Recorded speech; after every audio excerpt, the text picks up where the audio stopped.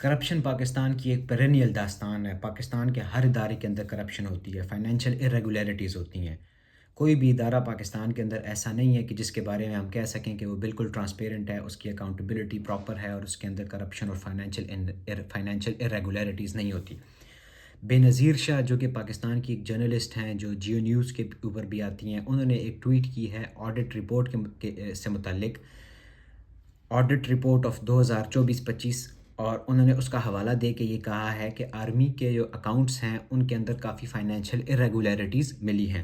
سب سے پہلے انہوں نے یہ کہا کہ 120.53 ملین روپے آرمی نے ایسی چیزوں کے اوپر خرچ کیے جن کی آتھورائزیشن نہیں تھی۔ 120.53 ملین کتنے بنتے ہیں؟ 12.5 کروڑ روپے بنتے ہیں۔ 12.5 کروڑ روپے آرمی نے کن چیزوں کے اوپر خرچ کیے؟ کافی شاپ ایک بنائی انہوں نے ایک ڈیفنس کمپلیکس کے اندر، ایک لیڈیز جم بنایا، اس کے علاوہ انہوں نے ایک بیسک ہیلتھ یونٹ بنایا کسی جگہ پہ، جس کو بعد میں انہوں نے کرائے پہ کسی بینک کو دے دیا۔ اب یہ جو آرمی نے پیسے خرچ کیے، یہ آتھورائزیشن نہیں تھی آرمی کے پاس خرچ کرنے کے لیے، اور ان خرچوں کی وجہ سے آرمی کو، گورنمنٹ کو نقصان ہوا، پیسے کا نقصان ہوا۔ اس کے علاوہ آرمی سینٹر نے 12 ملین روپے خرچ کیے construction and maintenance of training facilities کے اوپر اور سٹور آئٹمز خریدنے کے اوپر 2019-20 اور 2020-21 کے فائنینشیل ایئر میں۔ اب یہ جو 12 ملین آرمی سینٹر نے خرچ کیے تھے کنسٹرکشن کے اوپر، سٹور آئٹمز خریدنے کے اوپر اور ٹریننگ فیسلٹیز بنانے کے اوپر، بعد میں یہ پتہ چلا کہ بھئی یہ جو کام تھے یہ ایگزیکیوٹ نہیں کیے گئے تھے، اور نہ ہی یہ جو آئٹمز ہیں یہ خریدے گئے تھے۔ یہ صرف کاغذوں کے اندر لکھا گیا تھا اور یہ پیسے پروکیور کیے گئے تھے ان چیزوں کے لیے، ان چیزوں کے نام پہ، اس کنسٹرکشن کے نام پہ، سٹور آئٹمز کے نام پہ، لیکن بعد میں ان چیزوں کے اوپر یہ پیسہ خرچ نہیں ہوا تھا۔ اس کے علاوہ آڈٹ کی رپورٹ نے یہ بھی بتایا کہ آرمی کی جو فارمیشن تھی اس نے 93.9 ملین روپے خرچ کیے ایسے سپلائرز سے چیزیں خریدنے پہ جو سپلائر بلیک لسٹڈ ہو چکے تھے، سسپینڈ ہو چکے تھے، یا جن سپلائرز کو فیڈرل بورڈ آف ریونیو نے ان رجسٹرڈ ڈکلیئر کر دیا تھا۔ سو دا پوائنٹ بینگ کہ جو آرمی کے سپلائرز ہیں، جو آرمی کو چیزیں پرووائڈ کرتے تھے، وہ supplier federal board of revenue کے پاس ان رجسٹرڈ تھے، وہ رجسٹرڈ سپلائر نہیں تھے، وہ بلیک لسٹڈ تھے، وہ سسپینڈڈ تھے، ان کی ایکٹیویٹیز شیڈی تھی جس کی وجہ سے ان کو بلیک لسٹ کر دیا گیا تھا، ان کی ایکٹیویٹیز کو سسپینڈ کر دیا گیا تھا۔ اس کے علاوہ آڈٹ رپورٹ یہ بھی کہتی ہے بے نظیر شاہ کے مطابق کہ آرمی نے A1 لینڈ یوز کیا کمرشل اور ایگریکلچرل پرپزز کے لیے، اور لیکن جب انہوں نے وہ کمرشل لینڈ یوز کیا، وہ ایگریکلچرل لینڈ یوز کیا اپنے پرپزز کے لیے، تو اس لینڈ سے جو ان کو رینٹ آیا وہ انہوں نے گورنمنٹ کے اکاؤنٹس میں ڈپازٹ نہیں کیا۔ رینٹ گورنمنٹ کے اکاؤنٹس میں ڈپازٹ نہیں کیا تو اس سے گورنمنٹ کو فائنینشیل نقصان ہوا۔ اب لاء یہ کہتا ہے کہ جو کمرشل ایکٹیویٹیز ہوں گی ان میں سے جو رینٹ آئے گا اس میں سے 25% گورنمنٹ کو جائے گا، اور اسی طرح ایگریکلچرل ایکٹیویٹیز ہیں، یوز ہے، اس سے 100% جو رینٹ آئے گا وہ گورنمنٹ کو جائے گا، لیکن یہ سارے رینٹس آرمی نے گورنمنٹ کو پرووائڈ نہیں کیے جس کی وجہ سے گورنمنٹ کو نقصان ہوا۔ اس کے بعد وہ یہ بھی کہتی ہیں کہ بھئی کئی آرمی کے یونٹس ایسے تھے جنہوں نے سرٹیفائیڈ نرس ایجوکیٹرز پیشنٹس کا جو فنڈ تھا اس کے اوپر جو انہوں نے پروفٹ کمایا تھا 19.5 ملین روپے کا، وہ بھی انہوں نے 2016 سے اور 2024 کے فائنینشیل ایئرز میں وہ بینک میں ڈپازٹ نہیں کیا۔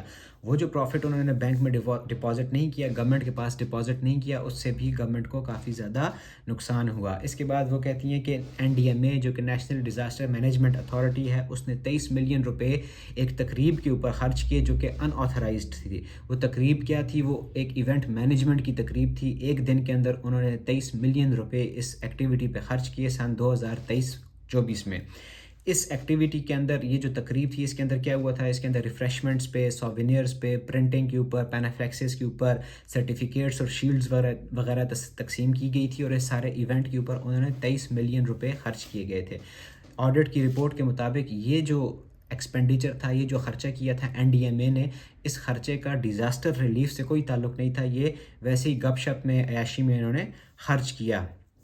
NDMA سے جب اس کے بارے میں پوچھا گیا تو NDMA نے کہا کہ یہ ایکٹیویٹی امپورٹنٹ تھی NDMA کے لیے، کیونکہ یہ ایکٹیویٹی یہ شو کرتی ہے کہ NDMA ایک ری ایکٹیو باڈی نہیں ہے بلکہ ایک پرو ایکٹیو باڈی ہے، کہ وہ ڈیزاسٹر کے ریلیف میں ہی ڈیزاسٹر کے نیچرل ڈیزاسٹر کے ریئیکشن میں کام نہیں کرتے، بلکہ وہ اپنی طرف سے بھی کچھ نہ کچھ کرتے رہتے ہیں. لیکن سوال یہ پیدا ہوتا ہے کہ بھئی آپ 23 ملین روپے، 23 ملین کا مطلب ہے 2,30,00,000 روپے آپ ایک دن کے اندر ایک ایونٹ کے اوپر، ایک تقریب میں خرچ کر رہے ہو، اور اس کے اندر بھی کیا کر رہے ہو؟ شیلڈز تقسیم کر رہے ہو، پینافلیکسز بنا رہے ہو، پرنٹنگ کر رہے ہو، کھانے کھلا رہے ہو.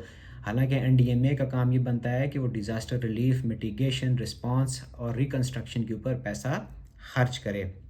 اسی طرح آڈٹ رپورٹ نے یہ بھی بتایا کہ جو 2022 کے فلڈ آئے تھے، ان فلڈ کے جو افیکٹیز تھے، جو متاثرین سیلاب تھے 2022 میں، ان سیلاب کے متاثرین کے لیے ایشین ڈیولپمنٹ بینک نے ایک گرانٹ دی تھی، جس گرانٹ کے تحت ان لوگوں کے اندر ببل میٹس اور کیروسین ہیٹر تقسیم کرنے تھے NDMA نے.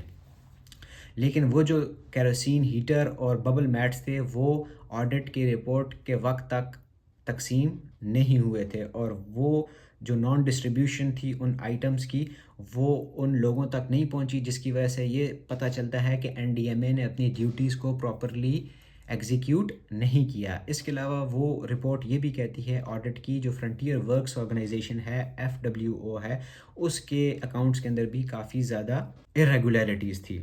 فار ایگزامپل، ایک نیشنل بینک آف پاکستان اور سندھ بینک کے ساتھ مل کے انہوں نے ایک نالے کی ریسٹوریشن پہ کام کرنا تھا، اور لیکن اس نالے کی ریسٹوریشن پہ کام کرنے کے لیے جو ان کو جو بجٹ دیا گیا تھا وہ تھا 15,431 ملین روپے. لیکن آڈٹ کی رپورٹ نے یہ بتایا کہ یہ جو 15,431 ملین روپے ہیں، یہ اس نالے کی ریسٹوریشن کے اوپر خرچ نہیں ہوئے، بلکہ یہ اور ڈیفرنٹ طرح کی ایکٹیویٹیز پہ خرچ ہوئے. وہ اور ڈیفرنٹ طرح کی ایکٹیویٹیز کیا تھی؟ فار ایگزامپل، اس پیسے کی مدد سے FWO نے ایک پرائیویٹ ہاؤسنگ سوسائٹی کی باؤنڈری وال لگائی تھی، آفیسرز میس کے اوپر کام کیا تھا، اور AC وغیرہ خرید کے لگائے تھے. سو دا پوائنٹ بینگ کہ جو نالے کی ریسٹوریشن کے لیے 15,431 ملین روپے جو سائٹ پہ رکھے گئے تھے، وہ اس نالے کی ریسٹوریشن پہ، ڈیولپمنٹ پہ خرچ نہیں کیے FWO نے، بلکہ وہ